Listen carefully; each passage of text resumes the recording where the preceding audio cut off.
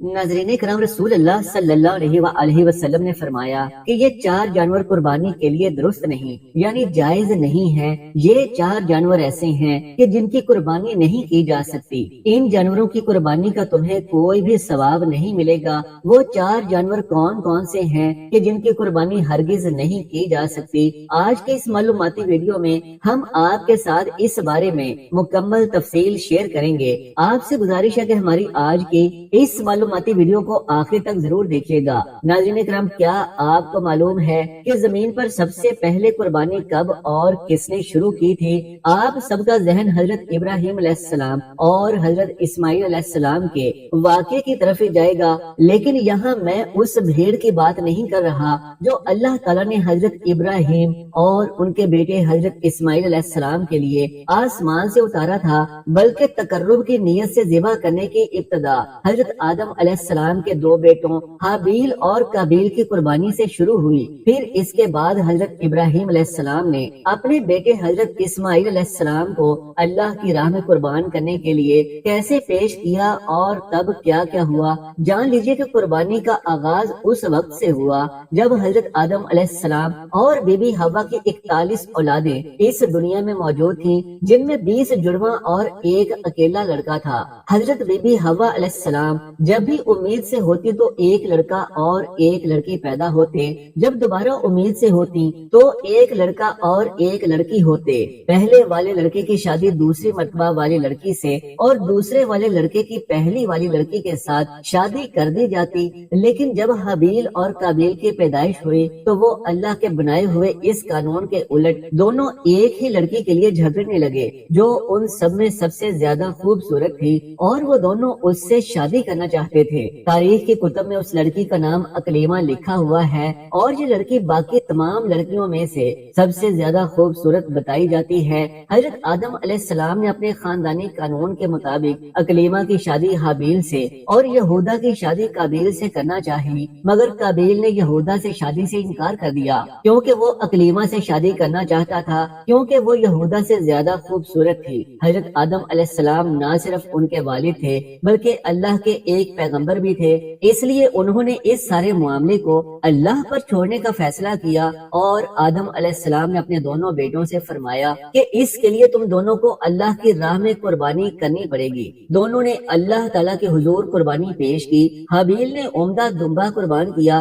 और काबील ने कुछ ज़रई पैदावार यानी गल्ला पेश किया। उस वक्त कुर्बानी कबूल होने की इलामत ये थी कि आसमान से एक आग आकर कुर्बानी को खा लेती। चुनांचे हाबील की कुर्बानी को आग ने खा लिया और काबील की कुर्बानी वहीं पड़ी रह गई। यूं वो मकबूलियत से महरूम हो गए। इसके बाद काबील ने वो सब मानने से इनकार कर दिया और हाबील का दुश्मन बन गया और उसे कत्ल करने की धमकियां देने लगा। हाबील ने उसे समझाया कि अल्लाह की नाफरमानी मत करो वरना तुम अजीम अजाब के मुस्तहिक हो जाओगे, लेकिन काबील ने एक नहीं सुनी और एक रात जब हाबील सो रहा था तो काबील ने एक बड़ा पत्थर उठाकर हाबील के सर में दे मारा, जिससे हाबील की मौत हो गई। याद रहे कि वो दुम्बा जो हाबील ने कोहे सफा में अल्लाह की राह में कुर्बानी के लिए पेश किया था और जिसकी कुर्बानी अल्लाह ने कबूल कर ली थी, तो आप उस दुम्बे के बारे में जरूर जानना चाहेंगे कि उसके साथ क्या हुआ, तो आप जरूर हैरान रह जाएंगे। लेकिन ये सब जानने से पहले हजरत इब्राहिम अलैहिस्सलाम के बारे में जानना जरूरी है कि उन्होंने जो कुर्बानी की थी वो कैसे की। हजरत मोहम्मद सल्लल्लाहु अलैहि वसल्लम के दादा हजरत अब्दुल मुत्तलिब कुरैश मक्का के रहनुमा और बनु हाशिम के सरदार थे। आपने मुख्तलिफ औकात में 6 शादियां की थी और आपकी औलाद की तादाद 20 थी। हजरत अब्दुल मुत्तलिब ने ये मन्नत मानी थी कि अगर उनके 10 बेटे हों और वो बड़े होकर कुरैश की हिफाजत करें तो उनमें से एक को रिज़ाए इलाही के लिए बैतुल्लाह के पास ज़िबा करेंगे। जब उनकी मन्नत पूरी हो गई तो उन्होंने अपने बेटों को जमा किया और अपनी मन्नत की खबर देकर ये मन्नत पूरी करने को कहा। उन सब ने वालिद का हुक्म माना और कुर्रा अंदाजी में उन 10 बेटों का नाम डाला गया। तो हजरत सईदना अब्दुल्ला का नाम कुर्रा में निकला। हजरत अब्दुल मुत्तलिब उन्हें ज़िबा करने के लिए हरमे काबा में ले आए तो उस मौके पर कुरैश ने उनसे दरख्वास्त की कि इनको ज़िबा ना कीजिए जब तक आप मजबूर ना हो जाएं। अगर आप ऐसा करेंगे तो हर शख्स अपने बच्चे को लाएगा कि इसको ज़िबा करें। लेकिन हजरत अब्दुल मुत्तलिब ने कसम खाई थी और वो पीछे नहीं हटना चाहते थे। اس لیے یہ طے ہوا کہ حضرت عبداللہ کے بدلے 100 اونٹ قربان کیے جائیں۔ تب حضرت عبد المطلب نے صفا اور مروہ کے درمیان اونٹوں کو لے کر جا کر قربان کر دیا۔ حضرت عبد المطلب پہلے شخص ہیں جنہوں نے ایک جان کا بدلہ 100 اونٹ دیا، جس کے بعد قریش اور عرب میں بھی یہی دستور ہو گیا اور رسول اللہ صلی اللہ علیہ وآلہ وسلم نے بھی اس کو برقرار رکھا۔ ناظرین کرام، اب حضرت ابراہیم علیہ السلام کی اس قربانی کے بارے میں جانتے ہیں جس قربانی کی بدولت آج ہر سال مسلمان بڑی عید کے روز قربانی کرتے ہیں۔ حضرت ابراہیم علیہ السلام نے ذوالحج کی 8ویں رات ایک خواب دیکھا جس میں کوئی کہنے والا یہ کہہ رہا تھا کہ بے شک اللہ تمہیں تمہارے بیٹے کو ذبح کرنے کا حکم دیتا ہے۔ 9ویں رات پھر وہی خواب دیکھا، 10ویں رات پھر وہی خواب دیکھنے کے بعد آپ علیہ السلام نے صبح اس خواب پر عمل کرنے یعنی بیٹے کی قربانی کرنے کا پکا ارادہ فرمایا۔ اللہ کے حکم پر عمل کرتے ہوئے بیٹے کی قربانی کے لیے حضرت ابراہیم علیہ السلام اپنے پیارے بیٹے حضرت اسماعیل علیہ السلام کو، جن کی عمر اس وقت 7 سال یا 13 سال یا اس سے تھوڑی زائد تھی، انہیں لے کر چلے۔ پھر جس طرح حضرت اسماعیل علیہ السلام نے کہا تھا ان کو اسی طرح باندھ دیا، اپنی چھری تیز کی، حضرت اسماعیل علیہ السلام کو پیشانی کے بل لٹا دیا، ان کے چہرے سے نظر ہٹا لی اور ان کے گلے پر چھری چلا دی، لیکن چھری نے اپنا کام نہ کیا یعنی گلا نہ کاٹا۔ اس وقت حضرت ابراہیم علیہ السلام پر وحی نازل ہوئی۔ چنانچہ قرآن پاک میں ارشاد ہے، ابراہیم بے شک تو نے خواب سچ کر دکھایا، ہم ایسا ہی صلہ دیتے ہیں نیکوں کو، بے شک یہ روشن جانچ تھی اور ہم نے ایک بڑا ذبیحہ اس کے صدقے میں دے کر اسے بچا لیا۔ جس دمبے کو اللہ تعالیٰ نے حضرت اسماعیل علیہ السلام کے بدلے بھیجا وہ وہی دمبا تھا جس کو حابیل نے ہزاروں سال پہلے کوہ صفا پر قربانی کے لیے پیش کیا تھا۔ یہ ہماری عید الاضحیٰ کی قربانی کی ابتدا ہے، جس کا آغاز اس دنیا کی 2 اہم شخصیات کی قربانی کے واقعے سے ہوا تھا، ایک حضرت محمد صلی اللہ علیہ وآلہ وسلم کے والد اور ایک آپ صلی اللہ علیہ وآلہ وسلم کے خاندان کے برگزیدہ پیغمبر حضرت ابراہیم علیہ السلام کے بیٹے حضرت اسماعیل علیہ السلام سے ہوا۔ ناظرین کرام، حضرت ابو ہریرہ رضی اللہ تعالیٰ عنہ سے مروی ہے کہ رسول اللہ صلی اللہ علیہ وآلہ وسلم نے 10 آدمیوں کی ایک جماعت روانہ کی اور اس پر حضرت عاصم بن انصاری رضی اللہ تعالیٰ عنہ کو امیر بنایا، جو کہ حضرت عاصم بن عمر ابن خطاب رضی اللہ تعالیٰ عنہ کے نانا ہے۔ چنانچہ وہ روانہ ہوئے، یہاں تک کہ جب وہ صفان اور مکہ کے درمیان حزیل پہنچے تو حزیل کے ایک قبیلے کو ان کا خیال آیا جسے بنو الخیان کہا جاتا ہے۔ انہوں نے ان کے پیچھے تقریباً 100 تیر اندازوں کا لشکر بھیجا۔ لشکر ان کے آثار کے پیچھے چل پڑا، حتیٰ کہ وہ اس جگہ پہنچ گئے کہ جہاں انہوں نے ٹھہر کر کھجوریں کھائیں۔ انہوں نے کہا کہ گٹلیاں یثرب کی ہیں، چنانچہ ان کے آثار کے پیچھے لگے رہو۔ جب حضرت عاصم رضی اللہ تعالیٰ عنہ اور آپ کے ساتھیوں کو ان کا احساس ہوا تو انہوں نے ایک پہاڑ کی چوٹی پر تھوڑی دیر کے لیے پناہ لی اور وہیں پر ان لوگوں نے انہیں گھیر لیا اور ان سے کہا کہ پہاڑ سے نیچے اتر آؤ اور اپنے آپ کو ہمارے حوالے کر دو، ہم تمہیں پختہ وعدہ دیتے ہیں کہ تم میں سے کسی ایک کو بھی قتل نہیں کریں گے۔ ان کے امیر حضرت عاصم رضی اللہ تعالیٰ عنہ نے کہا، اللہ کی قسم میں کسی کافر کی پناہ میں ہرگز نہیں اتروں گا، اے اللہ اپنے نبی کو ہماری خبر پہنچا دے۔ اتنے میں ان لوگوں نے تیر برسانا شروع کر دیے اور ان کے ساتھ ساتھی شہید ہوئے، جن میں حضرت عاصم رضی اللہ تعالیٰ عنہ بھی شامل تھے، اور 3 آدمی ان کے وعدہ عہد پر نیچے اتر آئے۔ ان میں سے ایک حضرت خبیب بن عدی، زید بن انسا اور ایک اور صاحب شامل تھے۔ جب انہوں نے ان پر قابو پا لیا تو وہ انہی کی کمانوں کی تانے کھول کر ان سے انہیں باندھ دیا۔ تیسرے صحابی نے کہا کہ یہ سب سے پہلی بد تہذیبی ہے، اللہ کی قسم میں تمہارے ساتھ ہرگز نہیں جاؤں گا، مجھے اس عمل سے دلیل مل گئی ہے کہ تم ہمیں قتل کرو گے۔ انہوں نے اسے بہت کھینچا اور بڑی کوشش کی، لیکن انہوں نے ان کے ساتھ جانے سے انکار کر دیا، تو چنانچہ انہوں نے اس صحابی کو قتل کر دیا اور حضرت خبیب رضی اللہ تعالیٰ عنہ اور حضرت زید رضی اللہ تعالیٰ عنہ کو لے کر چل پڑے، حتیٰ کہ انہیں غزوہ بدر کے بعد مکہ میں بھیج دیا۔ بنو حارث بن عامر بن نوفل نے حضرت خبیب رضی اللہ تعالیٰ عنہ کو خریدا۔ حضرت خبیب رضی اللہ تعالیٰ عنہ نے ہی بدر میں حارث بن عامر کو قتل کیا تھا، تو حضرت خبیب رضی اللہ تعالیٰ عنہ ان کے پاس قید رہے، حتیٰ کہ انہوں نے آپ کے قتل کرنے پر اتفاق کر لیا۔ کھیت کے 2 فران حضرت خبیب رضی اللہ تعالیٰ عنہ نے ان کی ایک خاتون سے اسرا مانگا جس سے بال کاٹے جائیں، چنانچہ اس نے اسرا دے دیا۔ اتنے میں حضرت خبیب رضی اللہ تعالیٰ عنہ نے ان کے ایک چھوٹے بچے کو اپنی طرف بلایا۔ یہ دیکھ کر وہ عورت کہتی ہے کہ میں اس سے حاقب تھی، بس میں نے دیکھا کہ بچہ خبیب رضی اللہ تعالیٰ عنہ کی گود میں بیٹھا ہے اور اسرا اس کے ہاتھ میں ہے۔ وہ عورت کہتی ہے کہ میں گھبرائی تو حضرت خبیب رضی اللہ تعالیٰ عنہ نے میری گھبراہٹ پہچان لی اور کہا کہ تو ڈر رہی ہے کہ میں اسے قتل کر دوں گا، میں ایسا بالکل بھی کرنے والا نہیں ہوں۔ وہ خاتون کہتی ہیں کہ اللہ کی قسم میں نے خبیب رضی اللہ تعالیٰ عنہ سے بہتر قیدی کوئی نہیں دیکھا،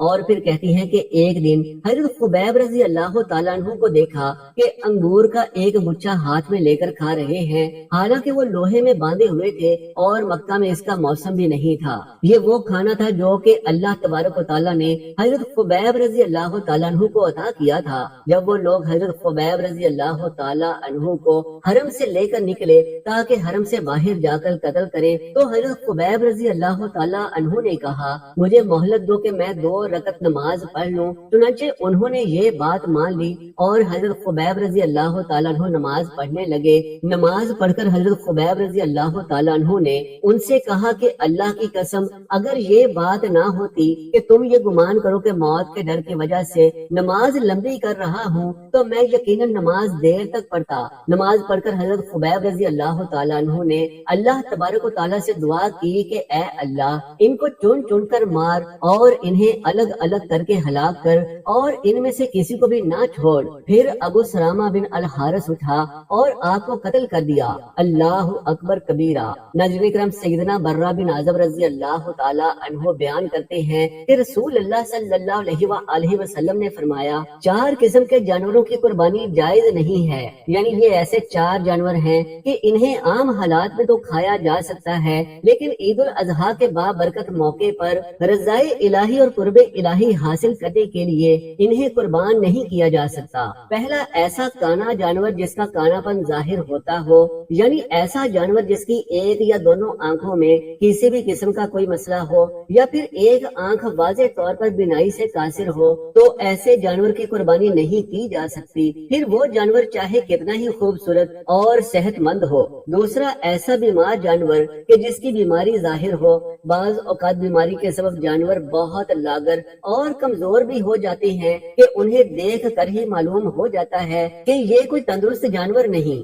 یا پھر کوئی بھی کسی بھی قسم کی بیماری ہو۔ مثال کے طور پر اگر کسی جانور کے جسم پر داغ دھبے واضح ہو رہے ہوں، یا پھر کوئی جانور پیٹ کی کسی قسم کی بیماری میں مبتلا ہو، یا پھر کسی جانور کے جسم کے کسی حصے میں بیماری کے سبب کوئی کمی بیشی ہو چکی ہو، یعنی جسم کا کوئی حصہ بیماری کے سبب سکڑ چکا ہو یا سوزش کا شکار ہو، جانور کے جسم پر پھوڑے، پھنسیاں یا کسی بھی قسم کی الرجی کی علامات موجود ہوں، اس کے پیشاب یا پاخانے سے گندی اور غلیظ قسم کی بدبو آتی ہو جو عام پیشاب یا پاخانے کی بدبو سے مختلف ہو، یا کوئی بھی ایسی علامت جس سے جانور کی بیمار ہونے کا واضح ثبوت ملتا ہو تو ایسے جانور کی قربانی ہرگز نہیں کرنی چاہیے۔ تیسرا ایسا لنگڑا جانور جس کا لنگڑا پن ظاہر ہو، اور جان لیجئے کہ جانور کے لنگڑے پن کی جانچ کے لیے خریدنے سے پہلے اسے چند قدم چلا کر ضرور چیک کر لینا چاہیے، کیونکہ بعض اوقات جانور بالکل درست انداز میں کھڑے ہوتے ہیں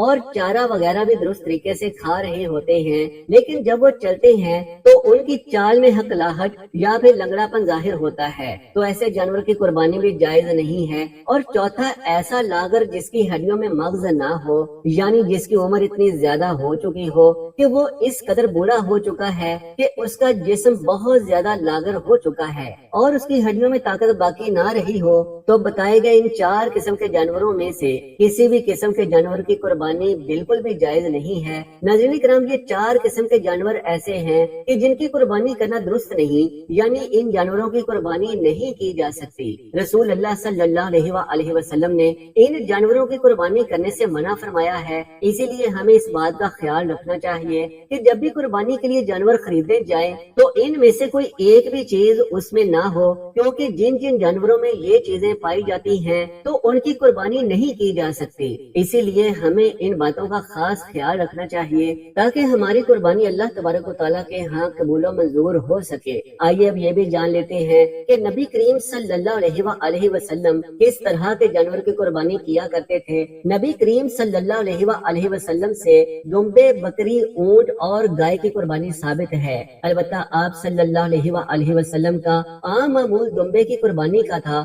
آپ صلی اللہ علیہ وسلم کی اتباع میں حضرت انس رضی اللہ تعالی عنہ بھی دمبے کی قربانی کیا کرتے تھے۔ نیز ایک روایت میں ہے کہ نبی کریم صلی اللہ علیہ وسلم نے سینگ والے دمبے کی قربانی کو سب سے افضل قرار دیا ہے۔